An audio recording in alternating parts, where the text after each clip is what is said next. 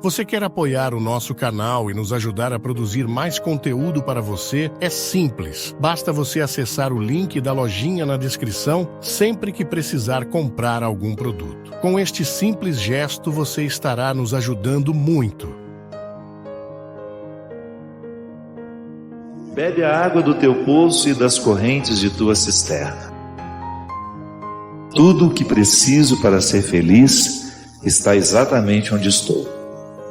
Parece louco, mas é exatamente assim. Basta cavar. Procurar no universo de dentro, nessa vida interior que me espera a todo segundo por ser ouvida e respeitada, amada e alimentada. O reino de Deus está aqui dentro, no endereço da minha própria casa. Aprendi com um grande amigo que rico é aquele que precisa de muito pouco para ser feliz. É disso que se trata o teu poço. Acho que conheço alguns milionários, alguns sorrisos inesquecíveis, olhares inigualáveis, gente brilhante e única. O reino de Deus está próximo, bem próximo. Você sabe que quando eu abri aqui, eu vou pegar um texto para a gente começar o programa, caiu exatamente nesse. E foi justamente a reflexão que eu tenho feito ao longo dessa semana, de como é necessário a gente descobrir que em nós tudo está condensado. A presença de Deus, a presença dos outros, e que se eu me recusar a viver fora da relação com esse poço que sou, eu me transformo num fantoche, eu me transformo num fantasma, escravo, eu me transformo nos outros, né? Eu viver as expectativas que estão fora. É sempre uma força que às vezes a gente não entende como ela acontece e como ela chega até nós. Mas é incrível quando nós somos olhados, só olhados, amorosamente, nós somos capazes de tanto. Nós chegamos tão mais longe e a gente se desafia muito mais, porque o conforto do amor verdadeiro de um irmão, de um olhar amoroso, de um amigo, nos torna muito mais fortes do que a gente imagina. E às vezes a gente não sabe o que pode realmente oferecer a alguém só com esse olhar amoroso. É maravilhoso. Aí eu entendo mesmo a parábola do filho pródigo que está me esperando. Deus me espera com um anel, com a minha roupa me esperando, com sandália me esperando, a festa me esperando, porque tudo aquilo já está em nós antes mesmo que a gente chegue na casa do Pai que me espera. E o que é bonito é que faz aquele menino acreditar que ele nem precisa mais dizer o que ele havia preparado para dizer, é o olhar do pai dele para ele, né? É interessante porque na dinâmica da vida, nem sempre nós somos conscientes disso. Não. Mas é a primeira palavra que nós dizemos quando o outro chega. É o que a gente olha. Né? Exatamente. Como a gente olha para o outro. Eu me sinto bem-vindo ou não é com a palavra que o outro me diz, é com o olhar que ele me oferece. Exatamente. E a gente se revela no olhar, a gente conta tudo que não quer contar. A gente diz realmente tudo que às vezes quer esconder, mas realmente é a janela da alma. E faz tanta diferença quando eu me sinto amada em um lugar, eu me sinto, e sou mesmo, mais competente, mais bem-sucedida, mais eficaz, mais amorosa e também mais paciente, também mais tolerante comigo mesma. Porque às vezes a gente não tem tanta força para se respeitar, para dizer não, para dar os limites. Porque no fundo a gente tem medo de ficar sozinho, medo de ser abandonado, medo de sentir a solidão apertando por dentro. E acho que a proximidade, né, o espaço que a gente dá para Deus para que Ele seja próximo, deixa a gente mais forte. É verdade. Bem mais forte. Aí. E naturalmente a gente vai sendo amado, né? Você vai se dando conta de que pode ser muito mais livre do que estava sendo. Que liberdade não é fazer com que todo mundo goste do que você está fazendo, mas que brote uma admiração assim. Nossa, gente, mas fulano é diferente, né? Bem diferente. Esse perfume, né? De alguém amado, de verdade, internamente, que precisa de realmente muito pouco, né? Muito pouco para ser feliz. E há uma perspectiva bonita de ser pensada também, é que o encontro com Deus, o verdadeiro encontro, passa pelo olhar amoroso que eu começo a ter comigo. Eu como padre, às vezes eu encontro pessoas que precisam curar a maneira como elas se olham. Elas são muito melhores do que elas imaginam. Mas não conseguem ver. Não. Há pessoas que se interpretam muito piores do que verdadeiramente estão. Eu nunca digo que uma pessoa é ruim. Eu posso estar ruim, mas a minha essência é boa. A essência do humano é boa.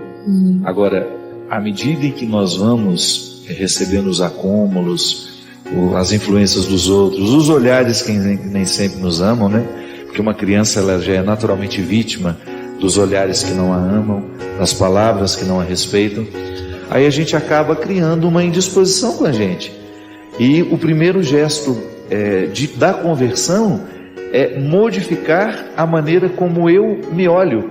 Porque se eu modifico esse olhar que eu me dedico, eu dou a Deus a oportunidade de me mostrar que Ele me ama também. Um impedimento para o conhecimento do amor de Deus é justamente quando eu não tenho nenhum respeito por mim. Se eu não tenho respeito por mim, como é que eu vou acreditar no amor que você tem por mim?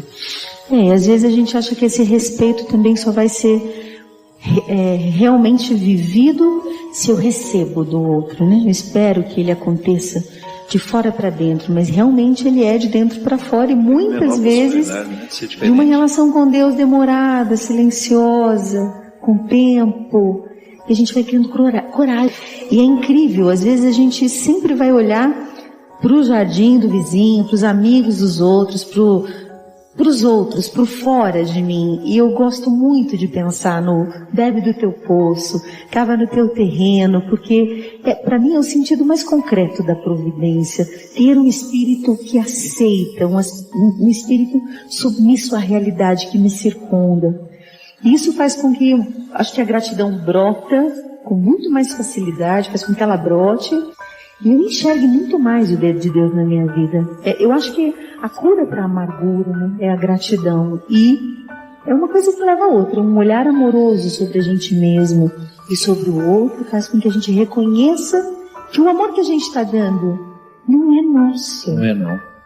Acho que é um sagrado exercício esse de estar consigo mesmo, e mesmo quando é incômodo, porque às vezes a gente não está aguentando nem a gente mesmo, quer que os outros nos aguentem, né, Fabinho? Temos a menor tolerância com a gente e estamos exigindo isso do outro, né? Não há nada mais cruel de querer que o outro me ofereça o que é minha obrigação oferecer.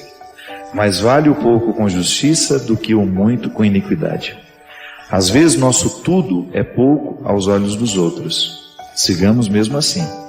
Importa é que sejamos fiéis ao olhar de Deus, de palavras que possam provocar no outro um sentimento bom, que esse é o grande poder da palavra. E quando você toma gosto pela profundidade, naturalmente a tua sede não é saciada com qualquer coisa, não é saciado com um pouco, porque é um caminho que você vai galgando, uma montanha, ou o castelo interior de Santa Teresa, por exemplo. Você entra em um cômodo simples, mas você já não se satisfaz só com aquilo se a sua relação com essa proposta simples foi sincera, foi honesta, e você se dá conta da sede que tem. Talvez hoje, por isso as pessoas não tenham tanta paciência de ler um texto longo, porque elas não têm paciência de perceber a fundura da sede, o tamanho da sede, a intensidade do desejo de verdade mesmo. Então, quando você realmente para ler e para se escutar, eu acho que você vai, aos poucos, galgando novos caminhos. De gota em gota se constrói um rio. Dentro de si, de gota em gota, tudo fica bem maior. E é preciso regar um terreno que, em nós, na percepção sobre nós mesmos, para chegar até Deus, às vezes está ressecado, um terreno muito abandonado. E numa palavrinha, você pode ir acordando, e todo dia acordando um pouco, e vai começando a ter um pouco, pelo menos, de disciplina de escutar-se e naturalmente escutar o Deus que te habita. E eu acho que a arte de dizer pouco, ela só é possível aos que viveram intensamente. É a capacidade de dizer muito num formato pouco, num formato menor. Isso só é possível aos profundos. Né? Não sei que você faça uma literatura boba, que não é o caso. quando você tem aquelas frases motivadoras. Eu posso dizer muito honestamente que todos os textos foram sempre do meu momento sagrado de oração, porque tem dias que a gente não quer falar com Deus não, que rezar o terço parece que você está carregando um caminhão, né? E tem dias que você não quer se movimentar para dentro e nem mexer sua alma em direção ao sagrado, ao que é eterno. E eu sempre pedi a Deus uma sagrada inquietude sobre mim mesma, de procurar ali aonde tinha raiz aquela palavra.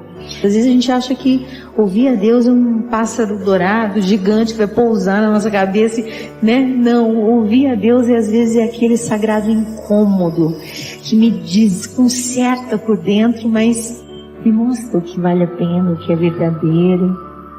Você já parou para perceber que as grandes belezas dos grandes artistas da humanidade só foram brotadas de grandes dores? E que o Cristo deixou se tocar só nas suas chagas? Toda vida bem fundamentada vai ser sempre regada de bons sofrimentos. Às vezes a gente pede a Deus que nos livre, né, dos sofrimentos. Eu tenho visto que é o melhor cosmético que eu tenho na vida. E quanto mais eu aprendo a sentir a dor certa na hora certa, pela coisa certa ou pela pessoa certa, aquilo me faz tão mais mulher, tão melhor. Sagrados amadurecimentos, porque amadurecer significa deixar para trás alguém que eu era e escolher alguém melhorado a cada dia. Eu não digo um sofrimento reclamão, porque eu acho que todo sofrimento digno, ele é temperado e te estrutura no silêncio. No silêncio, onde você escuta aquilo que ninguém te disse, aquilo que não é óbvio, aquilo que nenhum olho viu, só o de dentro, só o que é de Deus mesmo. E às vezes as pessoas me perguntam assim: nossa, você está tão bonita, o que você está fazendo? Eu respondo com coragem: vivendo muito. Intensamente. Vivendo intensamente. E ser resiliente é algo que cada vez mais me dá gosto de viver, sem expectativas de que outros venham me fazer feliz, mas que a melhor coisa da vida é você realmente oferecer o que você nunca recebeu. E eu acho que é um caminho de cavar o próprio poço com Deus, que a gente sente a força na mão, sente o sagrado sofrimento para descobrir a máxima beleza na gente, né? Uma maneira que a gente tem de corrigir a vida, de maneira madura, que às vezes a gente fica alimentando o que eu acho que é odioso, a gente fica achando que a vida nos deve, que a vida foi injusta com a gente. E ao mesmo tempo eu já encontrei pessoas tão gratas que nunca fizeram uma cobrança à vida. Estão lá e vivem, dão um jeito, ser livre. Alguma coisa acontece, vai lá e resolve, chora o que tem de chorar, mas não blasfema contra a vida.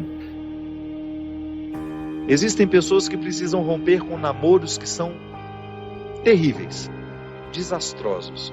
Aquela pessoa só faz mal a você sabe disso, mas você tem um vínculo com ela, você tem necessidade afetiva, você não consegue romper aquele namoro. Então, você, de repente, você se encoraja, você fica com tudo claro diante de você: essa pessoa não me faz bem, eu não posso me casar com essa pessoa, porque se no tempo do namoro já está assim, imagina na época do meu casamento, depois do meu tempo de casado, vai virar um inferno pior ainda do que já é. Aí você se encoraja, motivado por pessoas que estão ao seu lado, a romper. Aí é terrível no dia que você rompe. O sofrimento é cruel dentro de você. Parece que você nunca mais vai se recuperar, que você só pensa naquela pessoa. Por quê? Porque apesar dela te fazer tão mal, você tem um vínculo doentio com ela, de dependência afetiva. Você sabe que ela te faz mal, mas você não sabe viver sem ela. Aí você começa a dar passos. A primeira semana é horrível. Você sofre, você chora, você não pode ouvir a música, você não pode sentir o cheiro, você não pode ver aquele pedacinho de não sei o que ele esqueceu lá na sua casa, que tudo aquilo é terrível. Mas de repente você começa a dar passos de libertação. É como se você estivesse andando na direção de uma terra que só vai te fazer bem. E 1 mês depois aquele sofrimento ficou melhor, 2 meses depois aquele sofrimento melhor, e de repente você não está nem mais lembrando. Claro que ainda existe ali um vínculo silencioso sendo desarmado, porque a dependência afetiva, ela não morre da noite para o dia. A gente precisa, é como se você fosse sufocando uma célula cancerosa com o processo da quimioterapia, sabe? Que você vai retirando a vida da célula cancerosa, que é a célula que nos mata. Aí digamos que 3 meses depois, você encontra de novo com aquela pessoa e você tem aquela famosa recaída. Aí pronto. O castelo que você estava construindo, o chão que você tinha andado, que tinha sido tão difícil, você joga fora e você volta para o Egito, você volta para a escravidão. Você faz o mesmo que os companheiros de Moisés queriam fazer, voltar a comer a cebola, voltar a comer o alimento podre, estragado. Aí você reata aquele relacionamento, porque ele é doentio e você não cuidou da devida distância que você deveria manter. Porque quando você tem essa dependência afetiva, você tem que estabelecer a distância, porque senão você não se cura. Você tem que parar de querer saber da vida daquela pessoa, porque senão você não se cura. Você precisa parar de ficar fuçando o Facebook dela, porque senão você não se cura. Você precisa parar de ficar investigando a vida. Onde que ela foi? O que ela está? Você tem que cessar todos os pontos que podem lhe fazer querer voltar para o Egito. Porque senão você nunca vai se libertar. Aí 3 meses depois você está bela e formosa já, matando a célula cancerígena, você vai dar mais uns beijos na boca, volta àquela dependência horrorosa e o inferno retorna na sua vida. Na sua primeira semana é até bom que está tudo voltando. Daqui a pouco, minha filha, você está no inferno pior do que você estava 3 meses atrás. É assim. Quando a gente não sabe viver o desconforto que nos edifica, a gente se boicota o tempo todo. É como parar de beber, é como parar de fumar. Você fica sem fumar 1 ano e você comemora porque você parou de jogar aquela toxina cancerígena no seu organismo. E de repente você vai lá e acende um cigarro de bobeira e aquele vício volta como se fosse um monstro capaz de te comer inteiro. Pronto. Todo aquele sacrifício que você fez dos primeiros dias sem fumar vão para o saco. Por quê? Todo aquele sacrifício vai para o saco. Por quê? Porque você não foi capaz de viver o desconforto de renunciar. Minha gente, é impressionante como essa mão de Deus nos auxilia assim, nos fazendo conscientes do que nós precisamos romper na nossa vida. São situações que a gente precisa estabelecer limites para elas, porque senão a gente não vai ser curado nunca. A gente vai ficar eternamente doente na fila dos necessitados, chorando e mendigando um pãozinho de bondade do outro, um pãozinho de afeto do outro. Pelo amor de Deus, nós não fomos feitos para isso. Nós não fomos feitos para ficar arrastando dependentes afetivamente dos outros. A gente foi feito para amar. E o amor só tem sentido na nossa vida se for para nos edificar, se for para nos ajudar a atravessar o desconforto do deserto. Caso contrário, ele não faz sentido. Esse pseudo-amor, esse falso amor que às vezes a gente diz sentir um pelo outro, que não nos ajuda nos desconfortos do deserto. Eu preciso viver os meus desertos, você precisa viver os seus. E os verdadeiros amigos são aqueles que reconhecem os desertos que o outro precisa passar e fala: isso mesmo. Vamos passar por esse deserto porque você precisa dele. Agora, a Poliana, ela quer aquela vida feliz, ordenada. Lembra daquela personagem? A Poliana, onde tudo era o jogo do contente, né? Para com isso. Assassine esse instinto infantil que existe dentro de você, que lhe faz ter medo dos desconfortos da vida. O desconforto da vida, quando bem vivido, ele só nos torna melhores. Tira essa máscara de coitadinha que você gruda na sua cara para os outros terem eternamente pena de você. Você só perde tempo na vida assim. Que bobagem!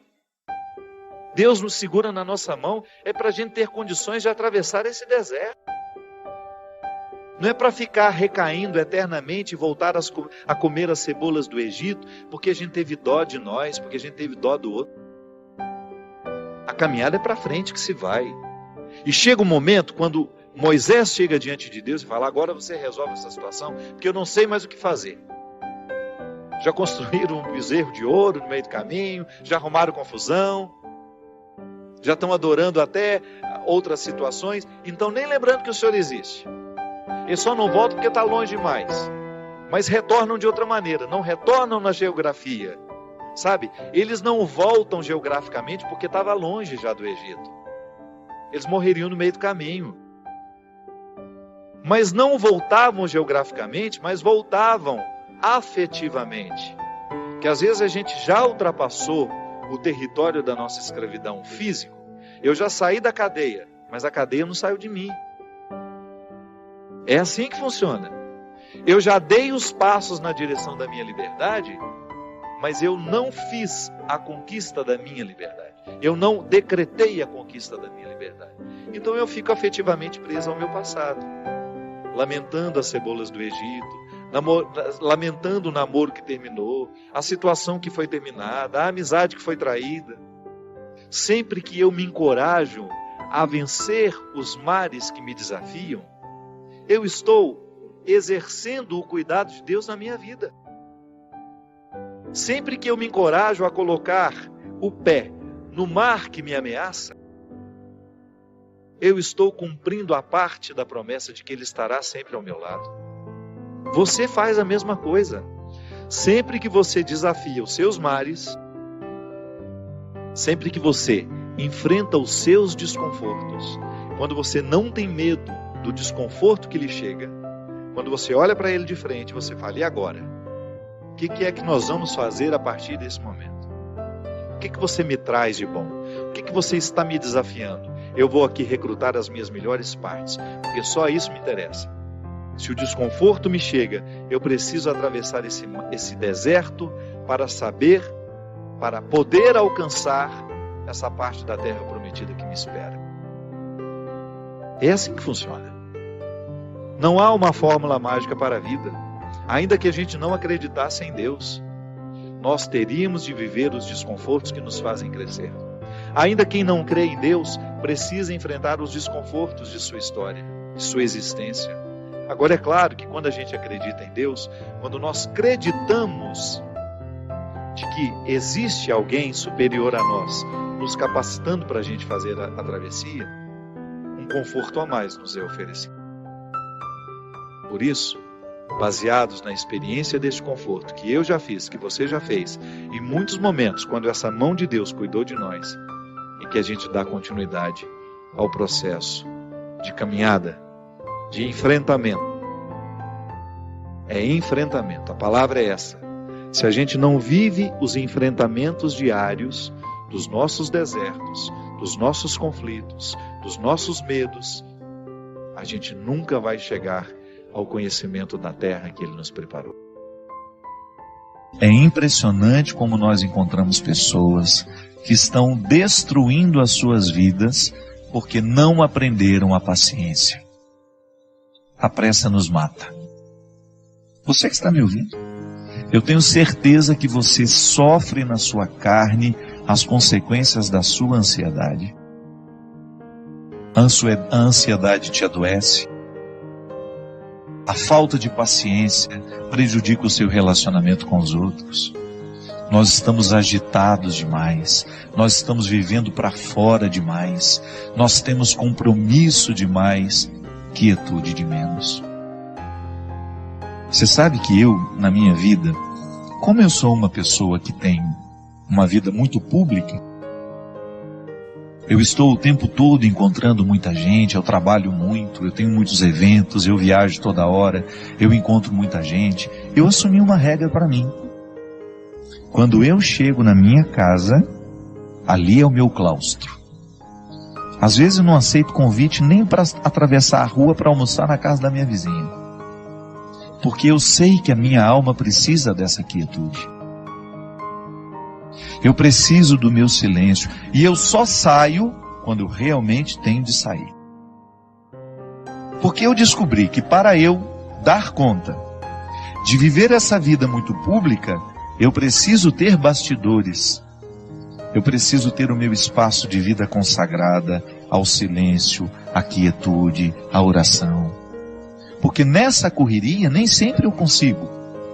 Mas você já imaginou se eu chegasse na minha casa e impusesse a mim uma rotina de vida social que me retirasse para jantar, para isso, para aquilo, para uma festa? Não aguentaria a vida que eu tenho. E como eu privilegio a minha vida de missão, porque eu sou um missionário, eu escolhi ser missionário. Ninguém me obrigou a ter essa vida. Eu, para estar aqui toda quarta-feira, eu sei o sacrifício que eu preciso fazer. Para eu poder pegar as estradas e enfrentar os inúmeros desafios das estradas, a dispersão das estradas.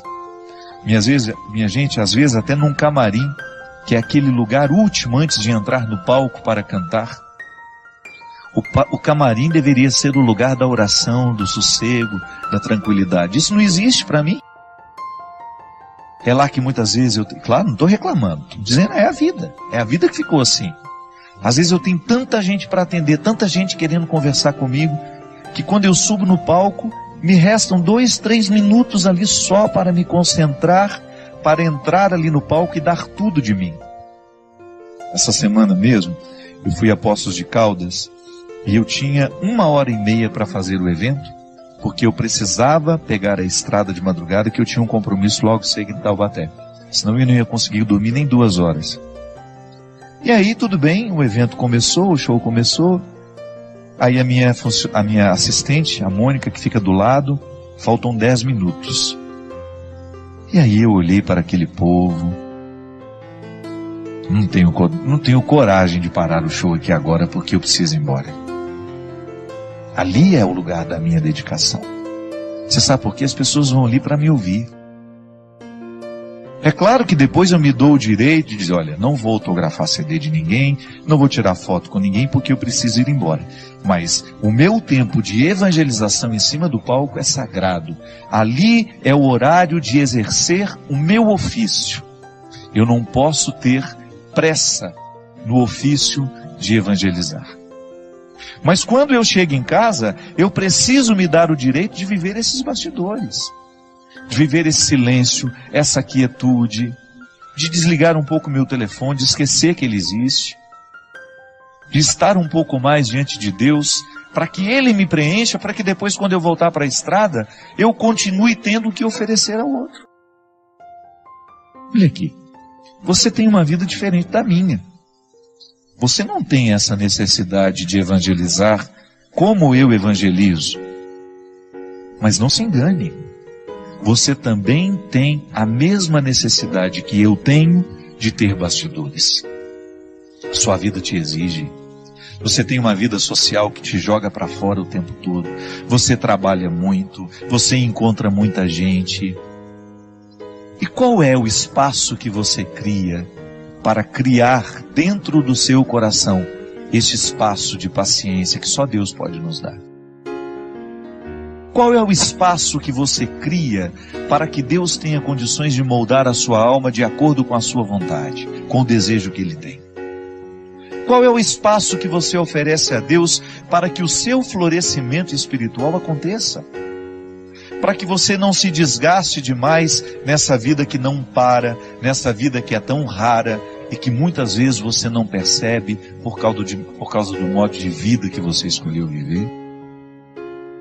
Quando eu dou o meu testemunho de que eu tenho estrada demais e muitas vezes bastidores de menos, e que por isso que quando eu chego em casa, eu tenho que me recolher e proporcionar ao meu coração uma restituição espiritual, eu fico pensando também os meus amigos que são padres, que enfrentam no seu dia a dia o desafio de atender as pessoas o tempo todo, porque muitas vezes as pessoas não estão preocupadas com o descanso do padre. Eu já encontrei muitos padres que ficam até constrangidos de dizerem que vão tirar um dia de férias, uma segunda-feira, por exemplo, para descansar. É direito dele. Ele precisa restituir no coração aquilo que ele oferece ao longo da semana. padres, há padres que celebram 5, 6 missas por domingo. Isso é desgastante, minha gente. A graça de Deus nos sustenta, mas nós também precisamos buscar a quietude para que esta graça alcance o nosso coração e nos restitua com a nossa paciência. Muitas vezes nós encontramos os nossos padres, os nossos pastores dando patada no povo. Não é porque eles são ruins, não. É porque eles estão cansados, eles estão excessivamente carregados. Por isso que nós, como leigos, vocês aí, que acompanham os padres de vocês, prestem atenção se o padre não está trabalhando demais, se vocês não estão exigindo demais dele. Ofereça a eles isso. O padre vai passar um dia lá em casa, ninguém vai te importunar, nós vamos oferecer uma casa onde onde o senhor possa descansar um pouquinho, passar um tempo com pessoas que não vão te exigir nada como padre, onde o senhor seja apenas um ser humano, onde o senhor possa rezar, possa ficar em silêncio. E você não pode negligenciar na sua vida a construção deste espaço. Até na nossa vida consagrada, nós que somos consagrados a Deus, eu vejo aqui na Canção Nova, como esses meninos e meninas trabalham. Eles trabalham muito. O meu diretor mesmo, China, que agora está trabalhando ali nos bastidores, quantas vezes esse menino passa a noite editando programas, às vezes o programa que vai ter de ser repetido, ele passa a noite editando esses trabalhos, trabalha muito. Se você vê essa equipe que está aqui, eles são trabalhadores e não tem muito tempo não. Mas você vai olhar para eles, você vai buscar na vida deles, os consagrados sobretudo, sempre encontram o seu espaço de estarem em silêncio diante do Senhor, buscando a restauração dessa vida espiritual que vai por água abaixo se a gente descuida. Eu já lhe disse isso aqui uma vez e volto a repetir. O fundador da Congregação dos Padres Sagrado Coração de Jesus, lá onde eu fui formado, graças a Deus, toda a minha formação eu devo à Congregação do Sagrado Coração de Jesus. Para Padre João Leão Deon, ele dizia assim: Deus não pode fazer nada com as nossas obras se antes Ele não possuir o nosso coração. É disso que eu estou falando.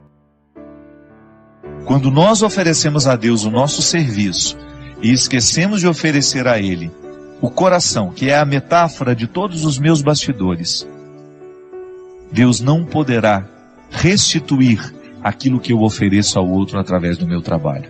E em pouco tempo eu estarei oferecendo a mim. E oferecer a mim, somente a mim, vai me desgastar demais. Eu vou ficar cansado, eu vou perder a paciência, eu vou ficar estressado, eu vou ficar bruto com as pessoas, e eu vou esquecer a delicadeza, que é justamente a característica de todo cristão. Portanto, não tenha medo de introduzir na dinâmica do seu cotidiano o espaço da sua restauração interior. Pode ser 5, 10 minutos. Silêncio, oração, respiração profunda. O exercício da respiração profunda é excelente para quem quer descansar, para quem quer dormir bem. Uma boa leitura, uma música que vai lhe fazer bem. E eu me recordo, minha gente, que a minha ordenação foi muito badalada. Teve muita coisa. E a Canção Nova transmitiu. E teve um show com quase todos os cantores católicos do Brasil um dia antes. Foi uma coisa grandiosa. E uns dias antes de ficar padre, eu me encontrei com o padre Roberto, da Toca de Assis. E aquele homem me chamou, ele me chamou num canto e falou assim: Fábio, eu não vou poder ir na sua ordenação, mas eu sei que está sendo tudo preparado com muito carinho. Mas eu gostaria de te dar um conselho. No momento em que você fizer a primeira consagração, na primeira missa, você diga a Jesus assim: Senhor, vai acabar a festa, vai acabar tudo, e só vai ficar eu e você. Ali você vai ficar padre. Porque pode ser que no meio de muita confusão, pode ser que no meio de muita festa, de muitos amigos, você esqueça do principal. Minha gente, eu só posso ser padre à medida em que eu olho nos olhos de Jesus e continuo apaixonado por Ele. pela palavra dele, pelos ensinamentos dele, porque é impossível ser padre se eu não sou apaixonado por Jesus. Por isso que eu chorei demais quando estive lá na terra dele. Foi conhecer a terra do meu melhor amigo, conhecer a terra que fez o homem que eu acredito. Eu coloquei toda a minha vida na palavra de Jesus. Eu acredito nele. Eu não tenho o menor receio de poder dizer a você, eu tenho muitos defeitos, mas eu posso lhe dizer com a sinceridade mais profunda que eu sou capaz de expressar: não há ninguém neste mundo que me transformou mais que Jesus. Olhar para ele, de ver a capacidade que ele tinha de amar os miseráveis, minha gente, de olhar para os piores e gostar deles, de ser capaz de olhar para uma mulher, para uma prostituta no meio daquela multidão, e de ser capaz de amá-la mesmo no momento que ela não merece ser, de fazer um nanico descer da árvore, ele, o menor de todos, em todos os sentidos, um ladrão, um miserável, e dizer, ele tinha 1001 beatas para escolher, ele manda descer e fala: não, eu quero ficar na sua casa, contrariando a regra. O Jesus por quem eu me apaixonei, ele era capaz de ressuscitar as pessoas, não as que estavam mortas, mas aquelas que muitas vezes, como eu, como você, aí, quantas vezes você também precisou ser olhado nos olhos e que alguém lhe ressuscitasse? O seu corpo não estava morto, mas as suas esperanças já estavam mortas há muito tempo. Oh meu Deus, quantas vezes eu fui olhado por Jesus através de amigos meus, de padres, amigos meus, que me fizeram acreditar que a vida ainda valia a pena.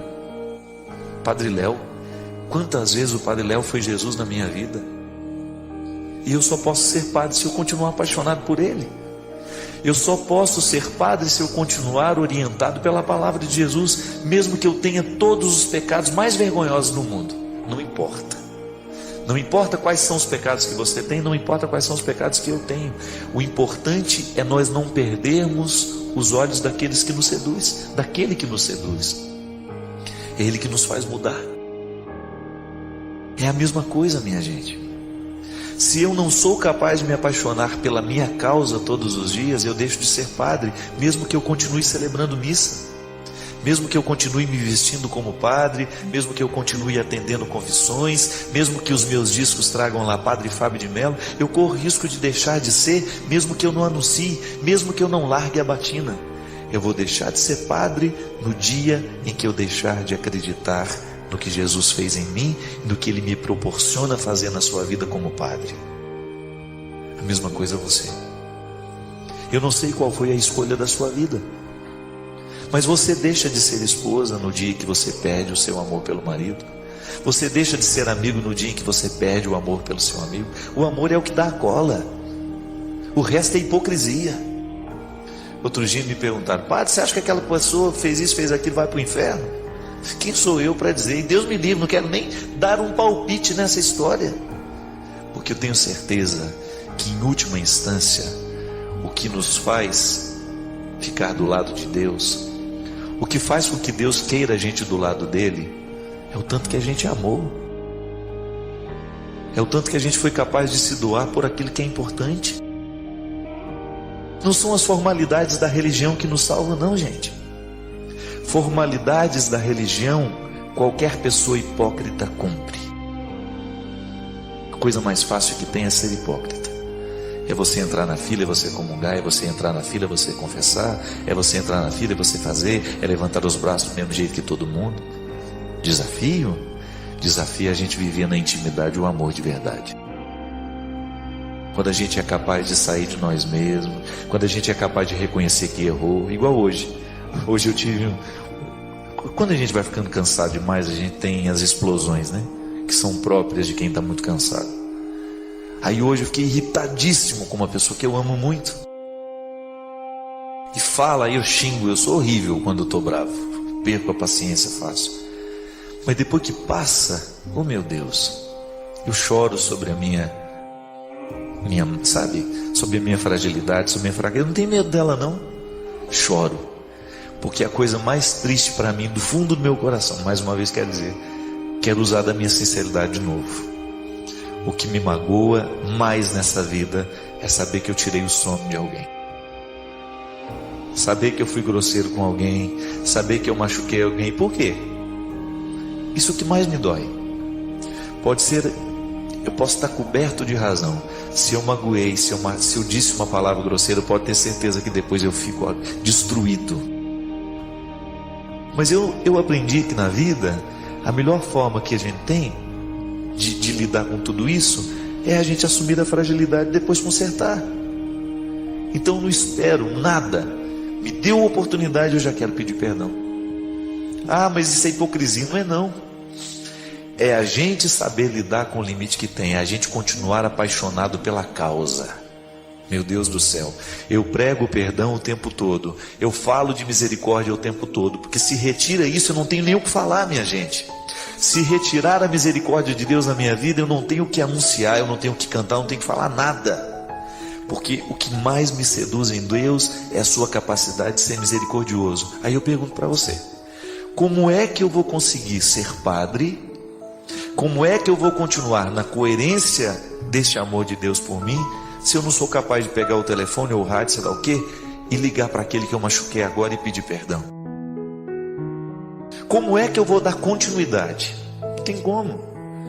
Igual outro dia, eu estava lá em Arco Verde, e nós vivemos uma situação tão desagradável no início do show, mas tão desagradável, e eu fiquei com pena do povo que estava ali, porque o som estava horrível, gente. Era um som maravilhoso, mas sem alguém para pilotar o negócio. É um avião sem piloto.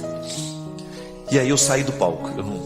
Segunda música tentei, não dava, o negócio foi ficando irritante. Só que antes de sair, eu dei um esculacho no rapaz do som que estava ali do lado. E fui grosseiro mesmo. Eu estava cheio de razão. E disse tudo aquilo que era a base da minha razão naquela hora. Na hora que eu subi, voltei pro camarim, ainda xinguei mais um tempo lá depois. E foi me dando aquela tristeza, foi me dando aquele, né? Porque eu sou rápido, tanto para ficar bravo quanto para ficar calmo. E aí, na hora de subir para continuar o show, eu não tinha que pegar naquele microfone, não tinha mesmo. Eu não tinha como continuar, eu não tinha nem o que falar. Aí a primeira coisa que eu fiz, não estou contando isso para mim vangloriar, não, estou contando para partilhar, que para mim é importante. Aí cheguei lá no rapaz do som, chamei ele, ele ficou até com a cara assim, né? Ficou, pronto, vai me dar outro esculacho de começar, né? Aí eu dei um abraço nele e falei assim, meu amigo, me perdoa, porque se você não me perdoar, eu não tenho como continuar o que eu vou fazer agora. Aí ele deu um sorriso para mim, vai lá rapaz, fica tranquilo, ainda me bateu no ombro assim, pronto.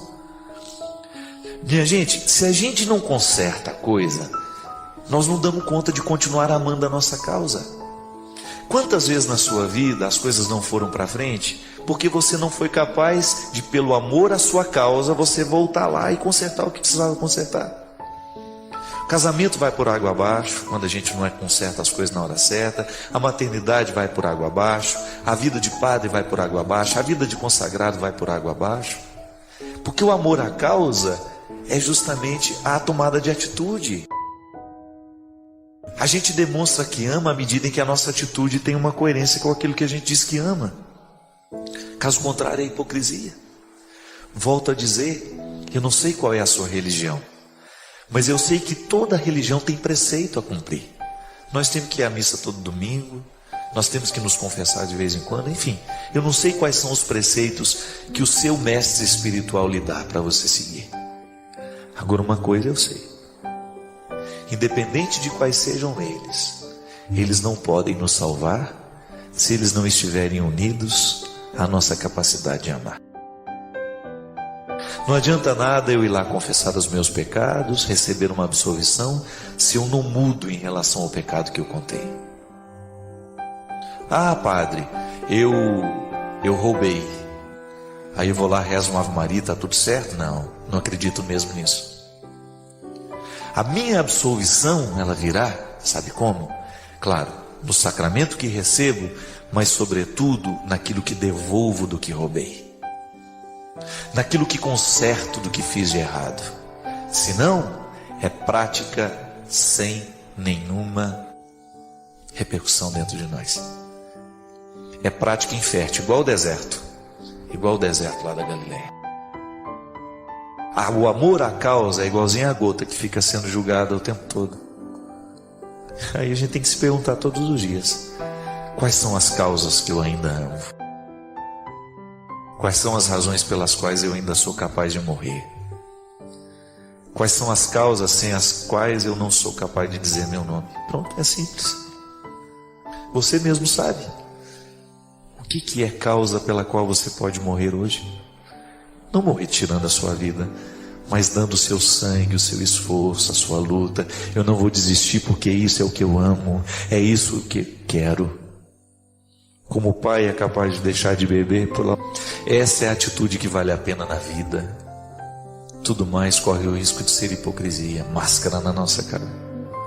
Máscara que cai com o tempo, assim como a maquiagem pode ser retirada. Nós não queremos a hipocrisia, mesmo que muitas vezes a gente esteja nela. Mesmo que muitas vezes nós sejamos indiferentes às nossas causas. Porque às vezes a nossa indiferença, ela é tão aguda dentro de nós mesmos. Nós não podemos ser indiferente àquilo que a gente ama. Os projetos que você tem, não seja indiferente a eles. Eles são a sua alma. Se você quiser descobrir uma forma bonita de entender o conceito de alma, alma é tudo aquilo que movimenta. O que é que na sua vida lhe movimenta? O que é que na sua vida não lhe deixa ficar parado? O que é que na sua vida ainda lhe desperta sentido? Eu não vou desistir por causa disso. Pronto, está aí a morfologia da sua alma, a forma da sua alma. Sua alma tem nome, sua alma tem cor, sua alma tem nome, sua alma tem tamanho. Às vezes, uma mulher tem a sua alma numa criança. A maternidade, ela traz tanta vida na vida de uma mulher. Por quê? Ela olha para aquela pequena criança e ela sabe que a vida dela agora está conectada a essa nova vida. É alma. Quanta coisa você como mãe fez que você não faria por pessoa nenhuma neste mundo e você fez pelos seus filhos. Alma a lhe movimentar. Filhos são como alma a nos movimentar, a nos trazer de volta. E é isso.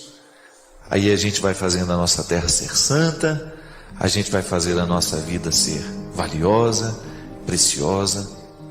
A gente vai fazendo, a construção dos nossos significados. E aí você descobre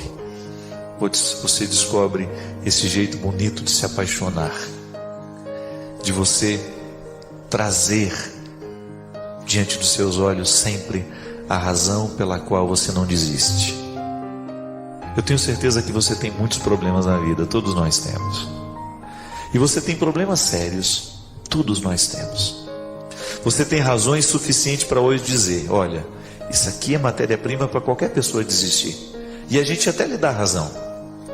Mas eu tenho certeza que você, vasculhando bem, você descobre uma causa pela qual você poderia continuar. E aí você se dá essa chance.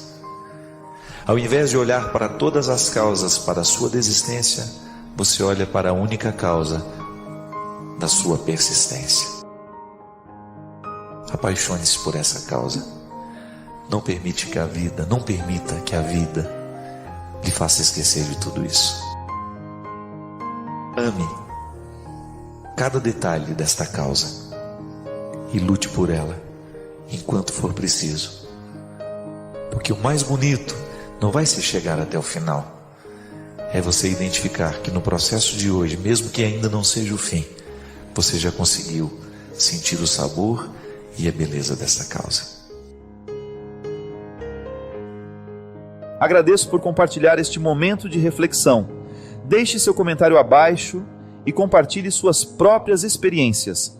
Não se esqueça de se inscrever para mais inspiração e convidar outros a fazerem o mesmo.